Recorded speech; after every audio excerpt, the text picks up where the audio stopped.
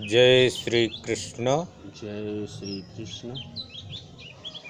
अनंग सौ। यह सूत्र पाणिनि अष्टाध्यायी के 7वें अध्याय के पहले पाद का 93 नंबर सूत्र है।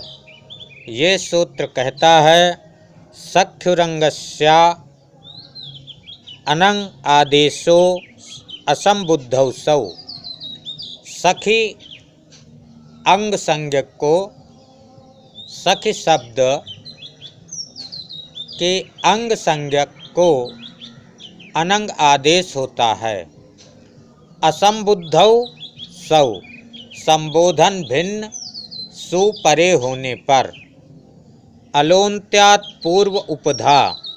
ये सूत्र पाणिनि अष्टाध्यायी के पहले अध्याय के पहले पाद का 65 नंबर सूत्र है। ये सूत्र कहता है अन्त्यादलः पूर्वो वर्ण उपधा संज्ञः। अन्त्यात् अलः अंतिम अल से पूर्व वर्ण पूर्व पहले वर्ण की उपधा संज्ञा होती है। मतलब ये कह रहा है कि अंतिम अल से पूर्व वर्ण की उपधा संज्ञा होती है। सर्वनाम स्थाने चा संबुद्धौ। ये सूत्र पाणिनि अष्टाध्यायी के 6ठे अध्याय के चौथे पाद का 8 नंबर सूत्र है।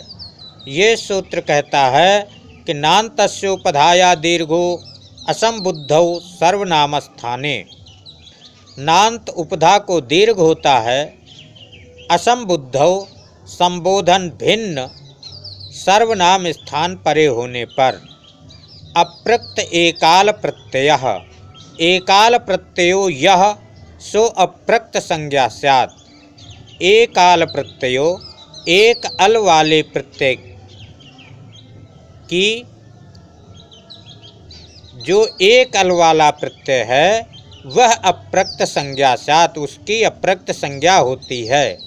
हलंगाभ्यो दीर्घाश्रुतिश्च प्रक्तम हल। ये सूत्र पाणिनि अष्टाध्यायी के 6ठे अध्याय के पहले पाद का 68 नंबर सूत्र है।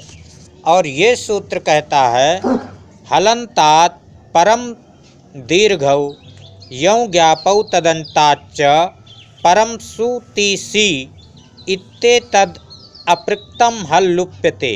हलन्तात् हलंत से परम परे दीर्घौ दीर्घ जो गी आप तदंताच्च गी आप से परे सूती सी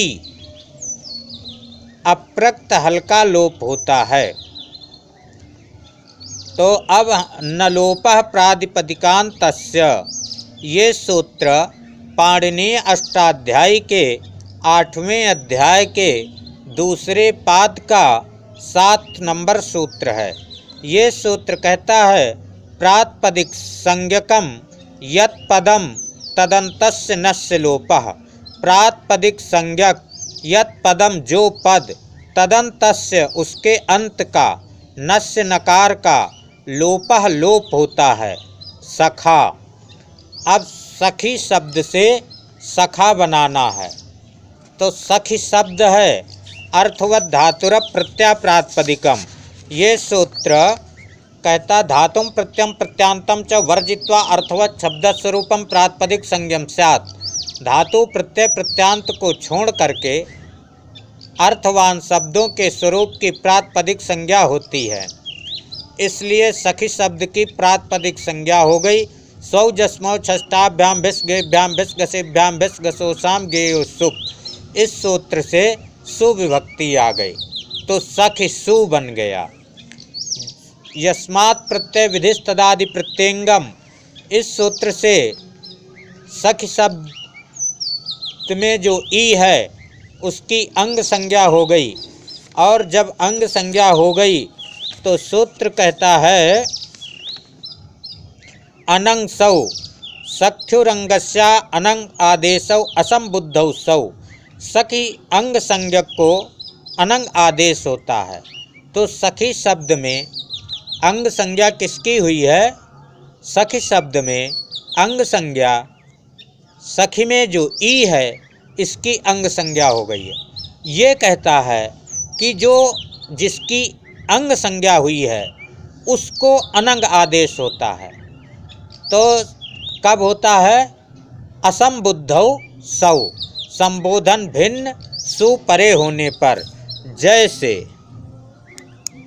ये सखी शब्द है, ये सखी शब्द है, ये सखी शब्द है, ये सुविभक्ति है, सखी में ई की अंग संज्ञा हुई है। अनंग सौ कहता है कि सखी शब्द, सखी अंग संज्ञक को, तो सखी तो ये है, अंग संज्ञा किसकी है? ई की है, तो इसको क्या होता है? अनंग आदेश होता है। कब होता है? असंबुद्धौ सौ। तो ये जो सु है ये संबोधन का नहीं है, संबोधन भिन्न है।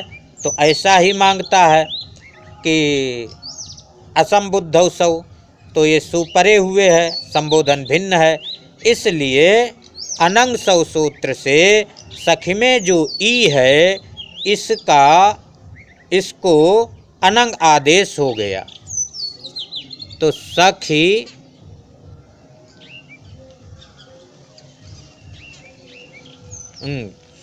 तो ई को तो अनंग हो गया, तो सख बच गया और ई के स्थान पे अनंग हो गया, ये अनंग हो गया।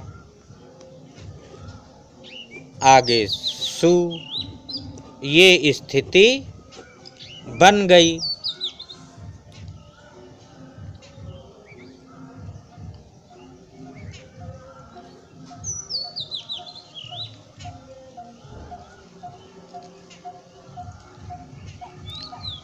तो इसमें अनंग में गा की इत संज्ञा तस्य लोपास लोप, आके इत संज्ञा तस्य लोपास लोप, तो क्या बचा? अन बचा। तो सख अन सु, सख अन, ये अन हलंत हो गया। आगे सु, सख अन सु। अब अलोन्त्याद पूर्व उपधा कहता अंत्यादला पूर्व वर्ण उपधा संज्ञा स्यात्। अंतिम अल से पूर्व वर्ण की उपधा संज्ञा होती है। तो अंतिम अल इसमें क्या है? अन में ना है, ये अंतिम है। और इससे पूर्व वर्ण कौन है? आ है, अन वाला आ। तो इस आ की उपधा संज्ञा हो गई। किससे? अलोन्त्यात् पूर्व उपधा। सर्वनाम स्थाने चा संबुद्धौ, ये कहता है नान्तस्य उपधाया, नान्त उपधा को दीर्घ होता है। असंबुद्धौ सर्वनाम स्थाने, संबोधन भिन्न सर्वनाम स्थान परे होने पर। तो नान्त उपधा क्या है? अन वाले जो आ है ये नान्त उपधा, ना अंतिम में हो उसको नान्त बोलते हैं। तो अन में ना अंतिम में है, तो इसकी उपधा क्या है? आ है। तो इस उपधा को, आ को सर्वनाम स्थाने चा संबुद्धौ से दीर्घ हो गया। तो दीर्घ हो गया, तो आ दीर्घ जब हो गया तो ये आ खा में मिल गया, तो ये खा बड़ा खा हो गया। तो कैसा बन गया? स खा। आगे हलंत ना बचा और सु, ये स्थिति बनी। जब ये स्थिति बनी तो अप्रक्त एकाल प्रत्ययः, ये सूत्र कहता एकाल प्रत्ययो यह सो अप्रक्त संज्ञा स्यात्। एक अल वाला जो प्रत्यय उसकी अप्रक्त संज्ञा होती है। तो एक अल वाला प्रत्यय कौन है? ना। ना में कोई भी दूसरा नहीं है। इस ना में कोई दूसरा सखा धन न धन सु, तो सखा धन न जो है इस ना में कोई भी दूसरा नहीं है। तो एक अल वाले प्रत्यय की,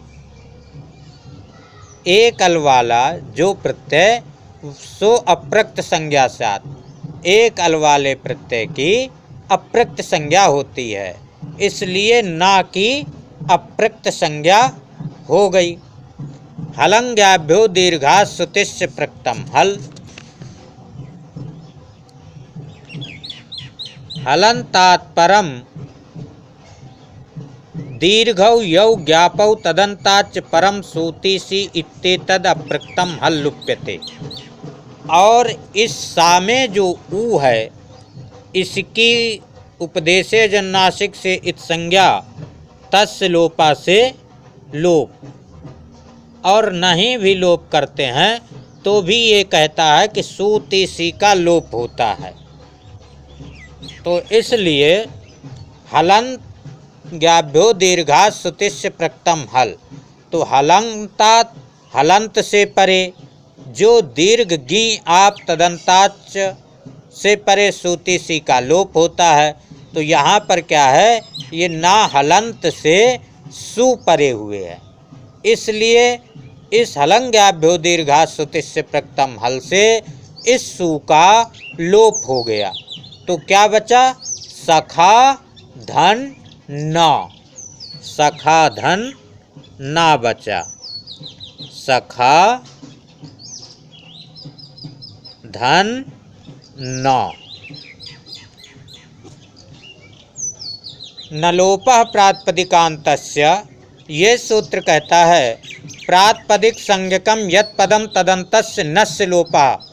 प्रातिपदिक संज्ञक जो पद उनके अंतिम नकार का लोप होता है। तो प्रातिपदिक संज्ञक जो पद उसमें अंत में यहाँ पर ना है, इसलिए नलोपा प्रातिपदिकान्तस्य सूत्र से इस ना का लोप हो गया। जब इस ना का लोप हो गया तब क्या बचा, सखा। तो सखा हमारा सिद्ध हो गया। वैसे भी कहावत प्रसिद्ध है कि सखी शब्द से सखा बनाया सूत्र लगाए 6। तो देखिए, जैसे कि पहला सूत्र, इसमें अनंसौ 1, अलोन्त्यात् पूर्वपदा 2, सर्वनाम स्थाने 3, अप्रक्त एकाल प्रत्याचार, हलंग्याभ्यो दीर्घा सुतिस्य प्रक्तम हल 5, नलोपः प्रातिपदिकान्तस्य 6। तो ये 6 सूत्र लगा करके सखी शब्द से सखा शब्द सिद्ध हो गया। जय श्री कृष्ण। वीडियो को, चैनल को लाइक शेयर सब्सक्राइब करें। जय श्री कृष्ण।